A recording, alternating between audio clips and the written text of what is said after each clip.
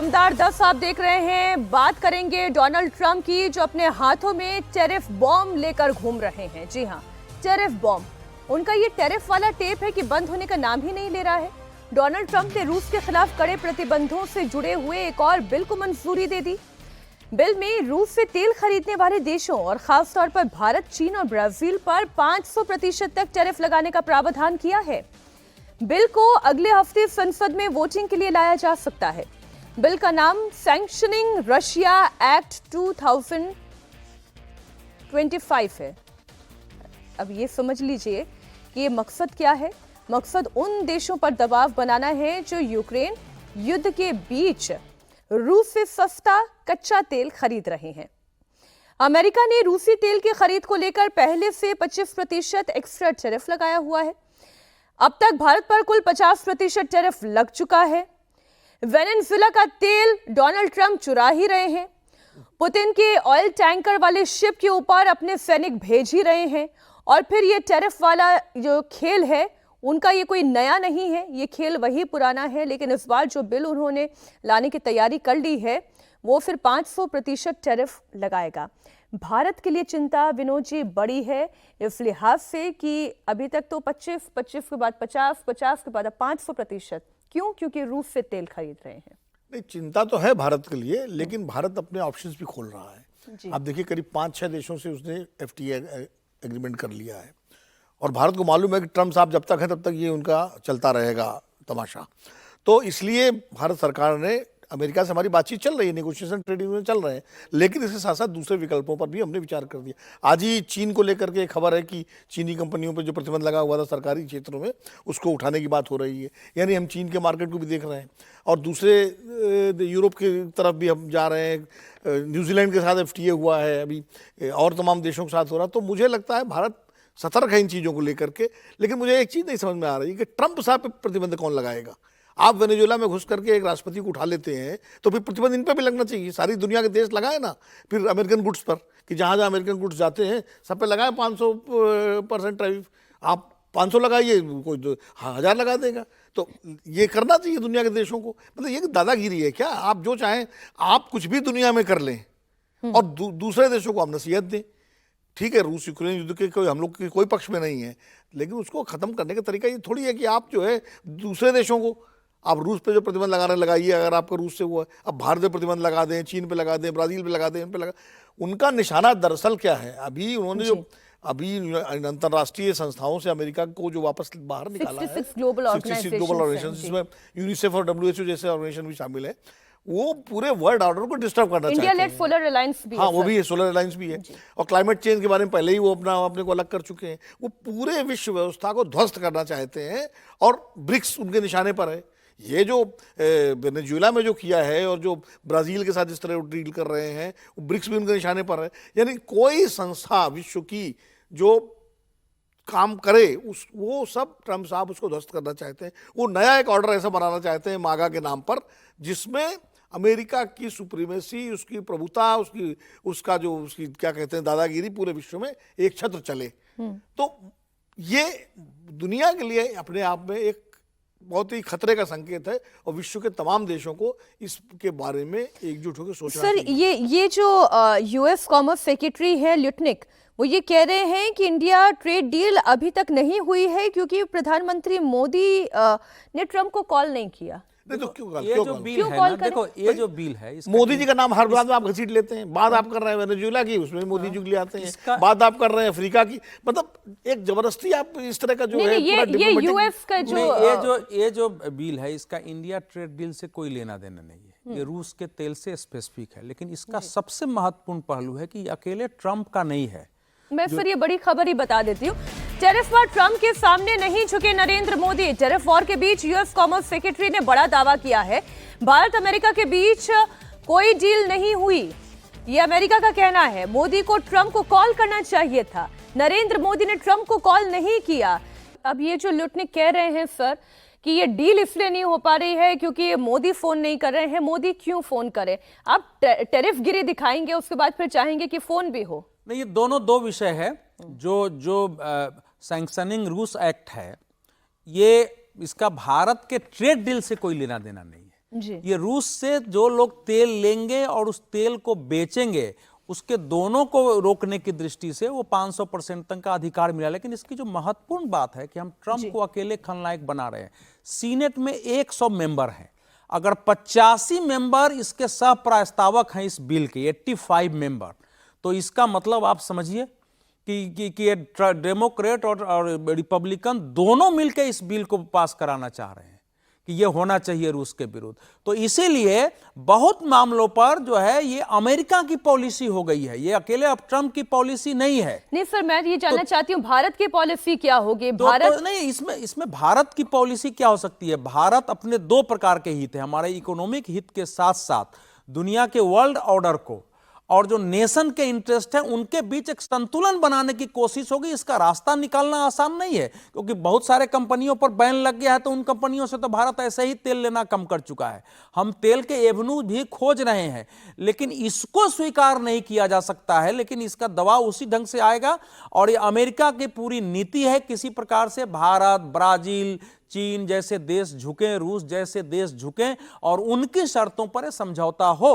तो यूक्रेन युद्ध को केवल रोकना हो, उसके लिए यह टैरिफ होगा, यह स्वीकार करने का कोई कारण नहीं है। तो बहाना है, क्योंकि ये इस बहाने जो है, इस बहाने जो अमेरिका का पुनः एक अधिमान्यता पूरे दुनिया पर स्थापित करने की बात हो रही है, और उसमें दोनों पार्टियां साथ हैं।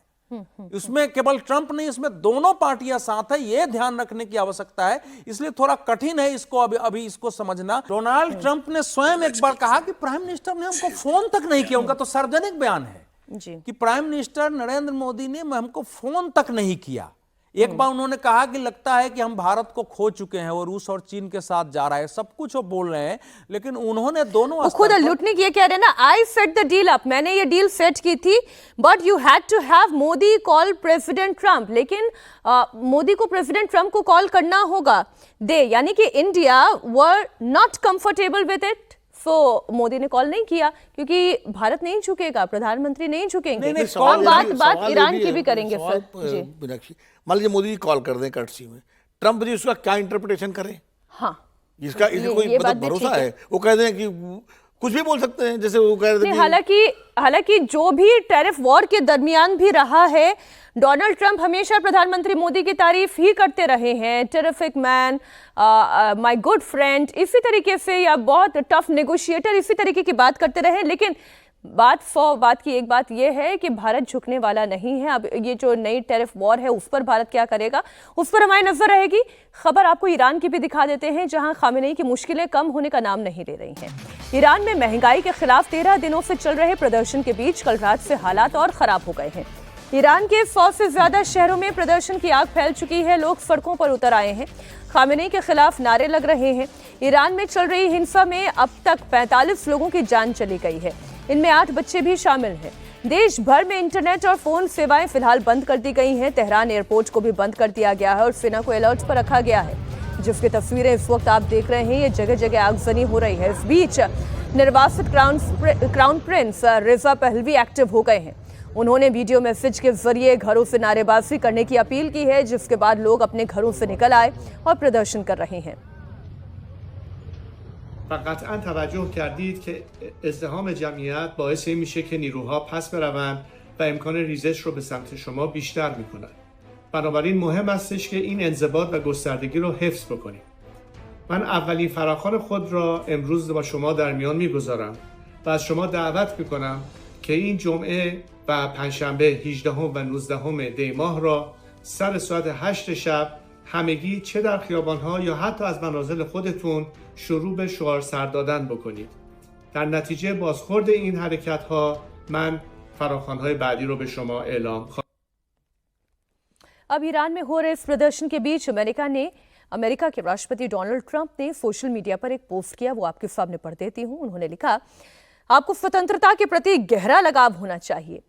स्वतंत्रता के समान कुछ नहीं, आप साहसी लोग हैं। आपके देश के साथ जो हुआ वह दुखद है। आपका देश एक महान देश था। साथ ही ट्रंप ने खामेनेई को चेतावनी भी दी। ट्रंप ने कहा कि अगर ईरान की सरकार ने प्रदर्शनकारियों को मारना शुरू किया तो अमेरिका बड़ा हमला करेगा। और ये कोई नई बात नहीं है जो डोनाल्ड ट्रंप कह रहे हैं। इससे पहले भी वो अपना टारगेट लॉक्ड एंड लोडेड कह चुके हैं। इससे पहले भी वो कह चुके हैं कि ईरान पर हमारी नज़र बनी हुई है। हिजबुल्लाह को लेकर और गाजा को लेकर भी जिस तरीके का टफल इजराइल और ईरान के बीच में चल रहा था, अब उसमें भी डोनाल्ड स्टांस ट्रंप जो को है मजाक में नहीं लेना चाहिए। वो जो कर कहते सकते हैं हैं, वो करेंगे। वो कर ग्रीनलैंड सकते का तो देख लीजिए, ग्रीनलैंड वो लेंगे, दुनिया देखती रहेगी। मैं आपके टीवी पर बोल, इसलिए ईरान में अगर वो कह रहे हैं और रेजा शाह पहलवी वहां से बयान जारी कर रहे हैं, तो वो उनकी तैयारी कर चुके होंगे। अब ट्रंप जो कहते हैं वो कर रहे हैं, इसलिए नहीं। अब इसमें जो दो बातें मूल है, पहली बात तो है कि इस पूरे आंदोलन में उस प्रकार से अल्लाह अकबर नारा तकबीर का नारा नहीं लग रहा है, जो मैं सामान्यतः इस्लामी देशों के आंदोलनों में सुनता हूं, नहीं लग रहा है। ये बहुत महत्वपूर्ण है। सेकेंड बात यह है कि जैसे जब वो 1979 में भी विद्रोह हुआ, उसके बाद से भी मान लो 5% लोग भी, 7% लोग भी रजा शाह पहलवी के पक्षधर अगर रह गए हों, और आंदोलन 100% लोग सड़कों पर नहीं उतरते हैं। आंदोलन 2%, 1%, 3% लोग करते हैं। अगर 5% लोग उनके समर्थक हैं और अभी 10-12% लोग अगर इस सरकार के विरुद्ध हो चुके हैं, तो ये एक बड़ी संख्या हो जाती है किसी के रिजीम को चेंज करने के लिए। और चूंकि ईरान रिवॉल्यूशनरी जो गार्ड है उस पर अटैक होने लगा है, जो कि उस क्रांति का प्रतीक रही है, तो इसका मतलब ईरान में बहुत कुछ ऐसा है जो बाहर नहीं आ रहा था। और एक खुमैनी के लिए नहीं, पूरी उस व्यवस्था को के लिए जो चुनौती देते हुए कि पूंजीवाद, साम्यवाद और वेस्टर्न डेमोक्रेसी के समानांतर ये एक इस्लामिक हम राज्य स्थापित कर रहे हैं, और ये दुनिया के लिए ये एक मॉडल होगा इस्लामी राज्य का, उसकी एक विफलता का ये परिचायक है। कब जाएगा कहना कठिन है ये। और आपने जो डोनाल्ड ट्रंप के संदर्भ में जो बात कही, एक जानकारी दर्शकों को और दे दूं कि डोनाल्ड ट्रंप क्या कर रहे हैं। ग्रीनलैंड हथियाने के लिए उन्होंने $10,000 से लेकर $100,000 तक के जो हैं नए प्रपोजल्स डालने शुरू कर दिए हैं। तो जो वो चाहते हैं वो ये कर रहे हैं, और ईरान में भी अगर वो कुछ कह रहे हैं तो वो करके रहेंगे, ऐसा हमें मानकर चलना चाहिए। इधर रूस और यूक्रेन युद्ध थमने के कोई आसार नजर नहीं आ रहे हैं। बात रशिया यूक्रेन में चल रहे युद्ध की भी हम कर लें, जहां पर रूस ने यूक्रेन पर अपनी घातक मिसाइल से बड़ा हमला किया है। रूस ने अपनी ऑर्शेनिक मिसाइल से यूक्रेन को टारगेट किया है। पोलैंड के पास यूक्रेन के शहर को निशाना बनाया गया। ऑर्शेनिक मिसाइल रूस की सबसे घातक मिसाइलों में से एक मानी जाती है। साउंड की रफ्तार से 10 गुना ज्यादा तेज रफ्तार वाली ये मिसाइल, इसे रोकना लगभग नामुमकिन है। इसकी रेंज 5000 किलोमीटर से भी ज्यादा है, जिसका मतलब ये कि रूस पूरे यूरोप को निशाना बना सकता है। ये मिसाइल बड़े इलाके में तबाही मचाने में सक्षम है। खबर यह भी है कि पुतिन की फौज ने यूक्रेन के एक नए शहर लीव पर भी कब्जा कर लिया है। तो जो सबसे खतरनाक मिसाइल है विनोद जी, उसका भी इस्तेमाल हो रहा है। और सैनिक मिसाइल की हम बात कर रहे हैं। यूक्रेन के ठिकानों पर लगातार बम वर्षा कर रहा है रूस। मुझे लगता है जब से पुतिन के घर पर जो हमला हुआ था जी, जिसको रूस ने कहा था, उसके बाद रूस का रुख बहुत आक्रामक हो गया है, और रूस अब इस लड़ाई को वंस फॉर ऑल सेटल करना चाहता है। इसीलिए आर्सेनिक मिसाइल का भी उसने इस्तेमाल किया है, एक शहर पे कब्जा भी कर लिया है, और मुझे लगता है अभी आने वाले दिनों में रूस अपने हमले और तेज करेगा। जेलेंस्की की स्थिति ये हो गई है कि वो नाटो पर निर्भर है पूरी तरह से। नाटो में आप देख ही रहे हैं जिस तरह डिफरेंसेस अमेरिका अपना हाथ खींच रहा है। नाटो के दूसरे देश हैं वो इस स्थिति में नहीं, बिना अमेरिका के वो यूक्रेन की कोई बहुत मदद कर सकें, क्योंकि वहाँ अगर अमेरिका को माइनस कर दी तो नाटो भी बिल्कुल शून्य हो जाता है। तो ऐसी स्थिति में रूस को लग रहा है, मुझे तो एक और चीज़ लग रही है, मुझे तो पता नहीं कॉन्स्पिरेसी थ्योरी अगर ले लें, मुझे लगता है कहीं सीक्रेट डील तो नहीं है ट्रंप और पुतिन के बीच में कि हम इधर बोलते रहेंगे और तुम उधर अपना काम निपटाते रहो और बाद में फिर समझौता करवा देंगे। तो क्योंकि बड़े देशों के बीच में कुछ भी हो सकता है, डीप स्टेट और ये के बीच में कहीं भी कुछ, जिस तरह से अब ट्रंप वेनेजुएला में घुस गए, उन्होंने अपना काम उधर कर लिया, तो रूस को भी एक मिल गया कि भाई हम इधर कर रहे हैं। और अब आने वाले दिनों में चीन क्या करेगा ताइवान को लेकर के, ये भी देखने वाली बात होगी। लेकिन ट्रंप को इस वक्त दुनिया के बड़े देश आंख दिखा रहे हैं, ये भी एक बड़ी सच्चाई है। फ्रांस के राष्ट्रपति इमानुएल मैक्रों को लेकर किस तरीके से डोनाल्ड ट्रंप ने मिमिक्री की थी, आपको ध्यान है ना? अभी एक दिन पहले की ही खबर है। अब पेरिस में अपने राजदूतों को संबोधित करते हुए मैक्रों ने ऐलान किया कि वे अगले महीने भारत आ रहे हैं। मैक्रों ने कहा कि ब्रिक्स अध्यक्ष के तौर पर भारत दुनिया को जोड़ने वाला ब्रिज बन सकता है। मैक्रों ने अमेरिका पर भी जमकर निशाना साधा। मैक्रों ने कहा कि अमेरिका अपने ही बनाए गए नियमों को तोड़ रहा है।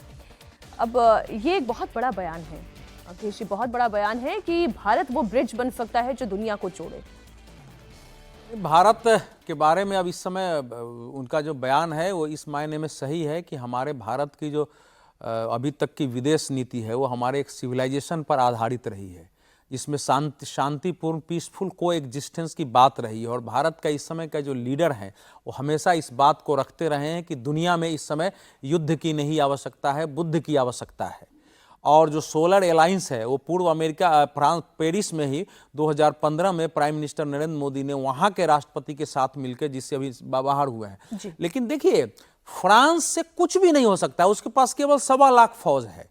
अब 1.25 लाख फौज से इस समय जो परिस्थिति दुनिया के सामने पैदा हो गई है उसमें जितने फाइनेंस चाहिए, जिस प्रकार के सैनिक साज सामान चाहिए, जिस प्रकार की संख्या बल चाहिए और जिस प्रकार का लॉन्ग टर्म स्ट्रेटेजी और आइडियोलॉजी चाहिए वर्ल्ड के सिस्टम को बनाने के लिए, वो अकेले फ्रांस के या किसी के बूते की बस की बात नहीं है। और फ्रांस स्वयं इस समय जिस ढंग से इस्लामिक फंडामेंटलिज्म के विरुद्ध उलझा हुआ है, आपने पेरिस की सड़कों पर और जिस ढंग से हुए हैं और उसने पैलेस्टीन को दबाव में आके मान्यता दिया है यूनाइटेड नेशन में जाके, उसकी भी कमजोरी साबित हुई है। ब्रिटेन की कमजोरी से एक इटली अरा रहा है। तो वो इस समय बोल रहे हैं, क्योंकि दोनों के बीच आपको याद है ना, जब ये गए थे तो मैक्रो में और डोनाल्ड ट्रंप में व्हाइट हाउस के अंदर ही क्या स्थिति पैदा हो गई थी, दोनों के बीच बहस हो गई थी। और उसने कहा कि यूरोप क्या है, आप एक तरफ से उसको हथियार दे रहे हो, उसको पैसा देकर शोषण कर रहे हो, आप क्या हो, आप लोग, आप कौन सी मोरालिटी दिखा रहे हो? सर, एक बड़ी खबर आ रही है, जमीन के बदले नौकरी केस में लालू परिवार को झटका लगा है। जमीन के बदले लैंड फॉर जॉब केस में लालू यादव पर आरोप तय हो गए हैं। परिवार की तरफ से साजिश की गई, ये कोर्ट का कहना है। संवैधानिक अधिकारों का दुरुपयोग किया गया, ये कोर्ट का कहना है। यहां से लालू यादव की मुश्किलें बढ़ती हुई नजर आ रही है। जमीन के बदले नौकरी मामले में लालू यादव पर आरोप तय कर दिए गए हैं। परिवार की तरफ से साजिश की गई, ये कोर्ट ने कहा। कोर्ट ने यह भी माना कि संवैधानिक अधिकारों का दुरुपयोग हुआ है। लालू यादव की मुश्किलें कम होती हुई दिखाई ही नहीं दे रही हैं। आप देखें, पहले तो पार्टी का चुनाव हार जाना, फिर परिवार का ही टूट जाना, बहनों का भाई से अलग हो जाना, भाई भाई का अलग हो जाना, और अब जो कोर्ट ये कह रही है कि लैंड फॉर जॉब मामले में, जमीन के बदले नौकरी के मामले में, कि अपने अधिकारों का दुरुपयोग तो किया है लालू यादव ने। इसी पर भी तो आरोप था। जी जी, ऊपर तय हुआ कि परिवार का, तभी कोर्ट ये कह रहा है कि परिवार राबड़ी तेजस्वी सब है। तो अगर परिवार पर ही आरोप तय हो गए तो मुश्किल तो बढ़ेंगी ही बढ़ेंगी, निश्चित रूप से बढ़ेंगी। और देखिए, इससे बहुत संकट में है आरजेडी का पूरा लीडरशिप। जो प्रथम परिवार जो है, पारिवारिक झगड़े उनके चल ही रहे हैं। विधानसभा चुनाव में जो नतीजा आया है उससे भी उनका पूरा कार्डर डिमोरलाइज है और फ्रस्ट्रेशन भी है। और मुझे लगता है कि लालू जी अब एक चारा घोटाले मामले में सजा याफ्ता हो ही चुके हैं, जमानत पर हैं। इसमें भी अगर सजा हो जाती है कुछ आगे, तो बड़ा मुश्किल हो जाएगा। अतुल भाटिया हमारे सहयोगी इस वक्त कोर्ट से ही लाइव जुड़े हुए हैं। अतुल, ये बताएं आज कोर्ट ने क्या कहा इस पूरे मामले में? देखिए, अभी क्योंकि लालू प्रसाद की पूरी फैमिली जो है वो आरोपी थी और ये जो पूरा मामला है वो जमीन के बदले नौकरी घोटाले से जुड़ा था और सीबीआई का ये मैटर था।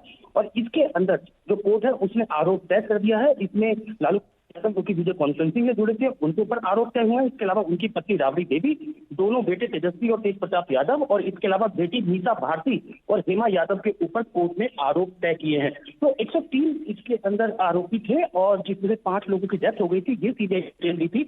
और इसके अलावा जो 52 आरोपी हैं उनको आरोप मुक्त कर दिया है कोर्ट ने। बाकी जो लोग हैं, लालू प्रसाद यादव एंड फैमिली, और इसके अलावा बाकी जो आरोपी हैं उनके ऊपर आरोप तय कर दिया है। तो अब ये जो पूरा प्रोसेस है, क्योंकि लैंड फॉर जॉब जो घोटाला है, इसके अंदर जो सीबीआई पूरे मामले की इन्वेस्टिगेशन कर रही थी, सीबीआई पूरी क्रिमिनल कॉन्स्पिरेसी देख रही थी, जबकि ईडी जो है वो इस मामले के अंदर जो ट्रांजैक्शन हुई थी, जो पैसों का लेन देन हुआ, उसकी इन्वेस्टिगेशन कर रही थी। तो अब जो सीबीआई का मैटर है उसमें अब पूरे लालू प्रसाद यादव एंड फैमिली जो है उनके ऊपर कोर्ट ने आरोप तय कर दिए हैं। कोर्ट ने साफ कहा कि पूरा लालू यादव परिवार जो है वो इस कॉन्स्पिरेसी में शामिल था। जो चार्जशीट सीबीआई ने दाखिल की है उससे कहीं ना कहीं ये बात साबित होती है। प्रथम दृष्टया सबूत जो वो लालू प्रसाद यादव के परिवार के खिलाफ मिले हैं और यही कारण है कि आज कोर्ट ने आरोप तय कर दिया है पूरे लालू प्रसाद यादव एंड फैमिली के खिलाफ। तो अब एक, क्योंकि ये पहली स्टेज है जो चार्जशीट फाइल की थी, अब तो सवाल यही उठता है कि क्या लालू के जेल वाले दिन फिर वापस आने वाले हैं? बहुत शुक्रिया अतुल भाटिया आपका इस पूरी जानकारी के लिए।